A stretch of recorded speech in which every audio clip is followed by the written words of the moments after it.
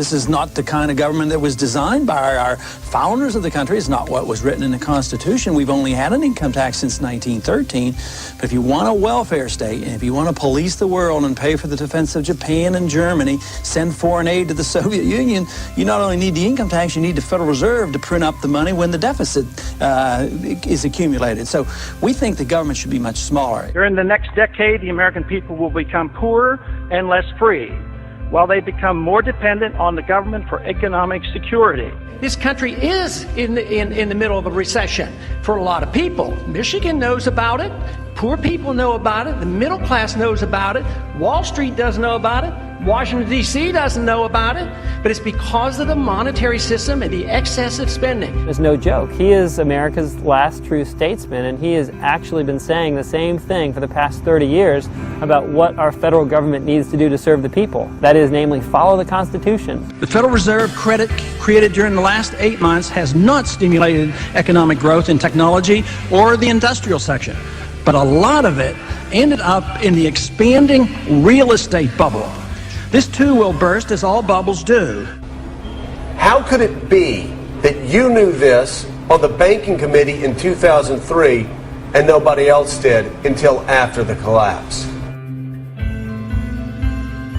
I certainly think it's about the most foolish policy any government could ever follow, and it leads to the Korea Wars, the Vietnam Wars, Marines being killed in Beirut, sailors being killed in the Persian Gulf. If we want to go to war, and if we should go to war, the Congress should declare it. We don't go to war like we did in Vietnam and Korea, because the wars never end. They're building up this case just like we did in Iraq. Build up the war propaganda. There was no Al-Qaeda in Iraq, and they had nuclear weapons, and we had to go in. I'm sure you supported that war as well. Okay. It's time we quit this. It's time. It's trillions of dollars we're spending on these wars. Afghanistan, how quickly would you bring the troops quick home? As the ships could get there. It really says a lot that the politically aware people in the military, those that are paying attention and engaged in the political process, are supporting someone who advocates an immediate withdrawal. I got twice as much as all the other candidates put together on the Republican side, and even more than Obama got, which tells me that those troops want to come home as well, because they know exactly what I'm talking about. My name is Eric Knowles. I'm an Air Force veteran. My name is Jonathan Schaefer. I spent 6 years in the Navy. Hello, my name is Tony Marek. I served in the Army for 8 years. I'm Al Schlegel. I'm an 8-year Air Force veteran. Hi, my name is John Jones, and I'm a U.S. Air Force veteran. I have a cousin who's in the Marine Corps. He spent 18 months over in Iraq. A war based on a lie. There's great reason to have hope for Ron Paul's candidacy, as he's the only veteran in the Republican primary right now. The only representative in Congress that takes his oath to the Constitution and the rule of law seriously. You sign up for the military and you sign the dotted line. You're there to defend America and the Constitution, and Ron Paul is the only person that's been doing that for a while now. I support Ron Paul because I believe he's the only candidate with the fortitude to actually stand by the Constitution. I took an oath to support defend the Constitution, and he is the only elected representative that actually takes his oath seriously. I think he's dead on when he talks about the Federal Reserve System. It's only because the government is able to print money to pay for the war that we're able to stay at war. And that act of printing money makes us all poorer. It's been going on and on because we just plain don't mind our own business. That's our problem. During the last campaign, I knew what was happening. You know, they mocked me for my foreign policy and they laughed at my monetary policy. No more.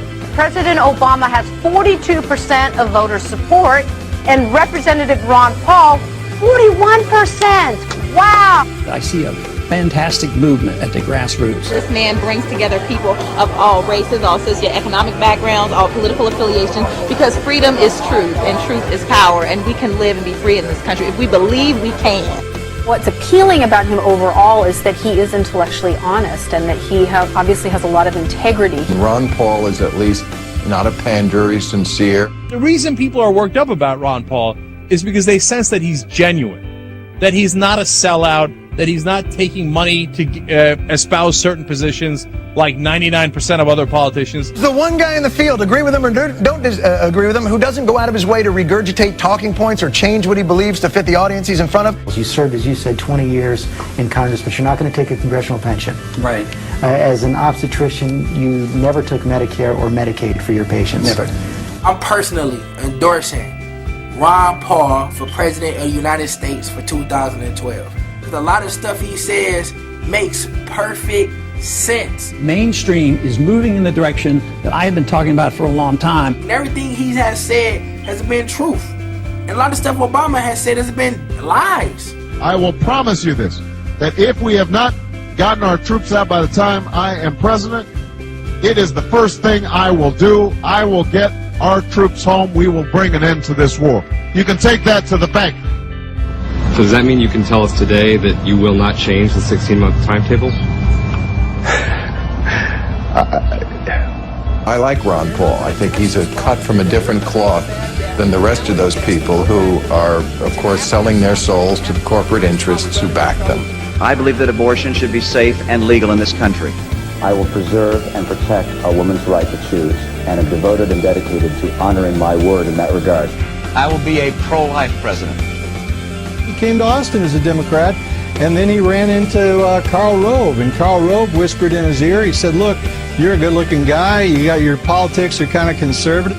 It was easy for him to make the switch. They represent the status quo.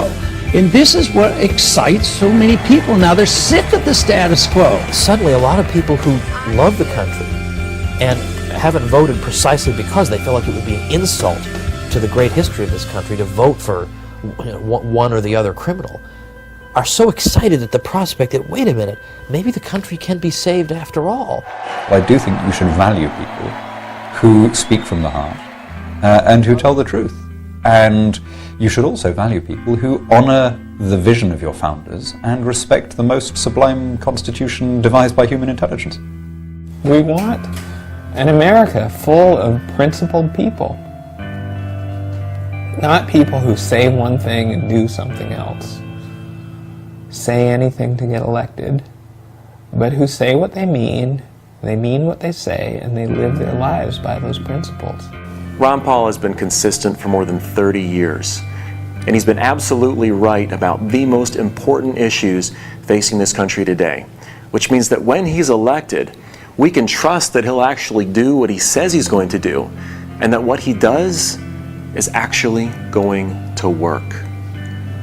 This country is in a revolution. They're sick and tired of what they're getting, and I happen to be lucky enough to be part of it. Don't get involved in these wars. Just bring our troops home.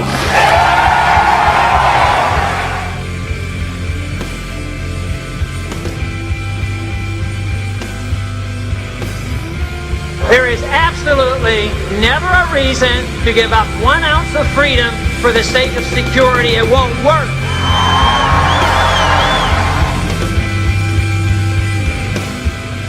There is no authority in the Constitution authorizing a central bank, which means there should be no Federal Reserve System.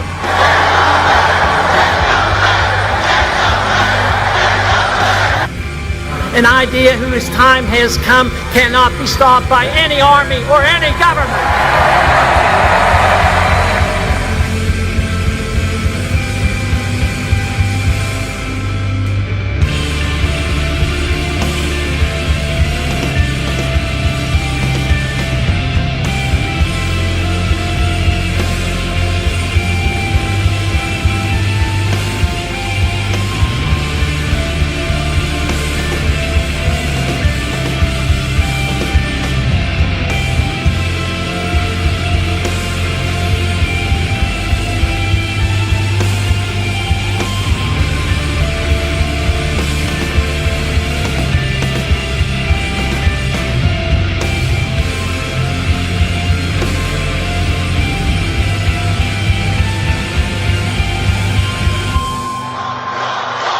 I've been in politics for 35 years. My cause has been the cause of liberty.